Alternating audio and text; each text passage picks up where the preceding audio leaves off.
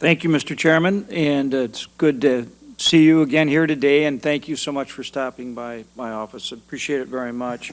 I'd like to start out with, in order to build an energy plan for this country where we're truly energy secure, we've got to have the infrastructure to do it. Talk to me for a few minutes, if you would, about what you see FERC's role is in ensuring that we build the necessary infrastructure to have energy security for our country. Thank you, Senator. A few ways in particular that FERC can support the infrastructure development. One is by ensuring that the markets are sending proper signals to investors and to others who want to support infrastructure upgrades, build-outs, to ensure that we're getting the power and all of the resources where they need to be. Certainly, I've spoken about FERC's role to ensure just and reasonable rates. That's a key way. Another way that maybe you don't read specifically in what FERC's roles would include would be providing regulatory certainty. Being consistent with with honoring what the law says, the rule of law, and ensuring that we're issuing orders in a timely fashion. Those are a few ways. How do you make sure that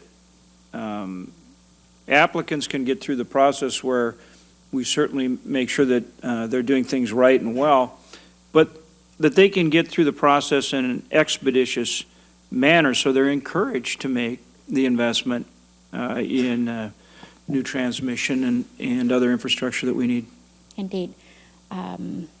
As a state regulator, I'm very cognizant of this specific issue where investor-owned utilities or others come to us with a request to construct a transmission line or to offer a particular rate to a newcomer in economic development.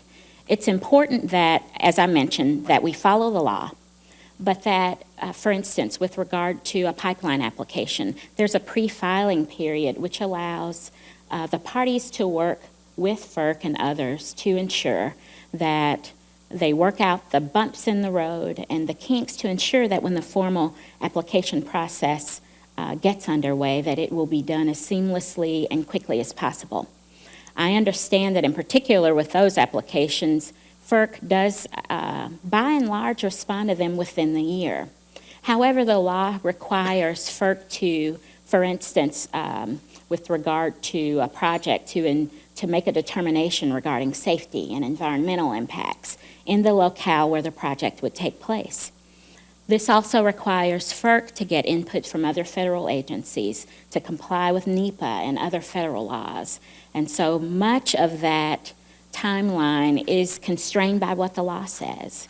And if confirmed, I would be certainly, I would be more than willing to uphold the law, but more importantly, I would be open to any suggestions that you may have or others for ways to streamline those processes so that we're not only providing regulatory certainty, that we're responding in a timely fashion, but that also sends a signal of confidence to the market and to the investors, and also provide some degree of certainty about the process. What's your view on LNG export?